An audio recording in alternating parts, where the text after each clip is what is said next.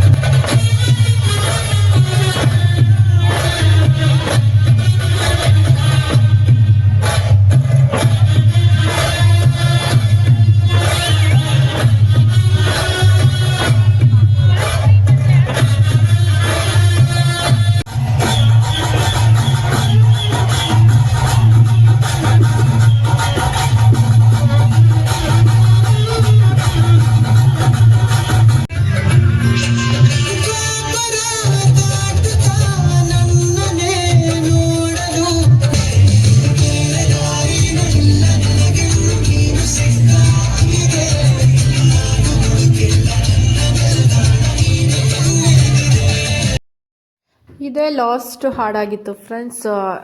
ಈ ವ್ಲಾಗ್ ನಿಮಗೆ ಇಷ್ಟ ಆಗಿದೆ ಅಂತ ಅಂದ್ಕೊತೀನಿ. ಆಲ್ಮೋಸ್ಟ್ 10 ಗಂಟೆ ಆಗಿಬಿಟ್ಟಿದೆ. ನಾವು ಮನೆಗೆ ವಾಪಸ್ ಬರ್ತಾ ಇದ್ದೀವಿ.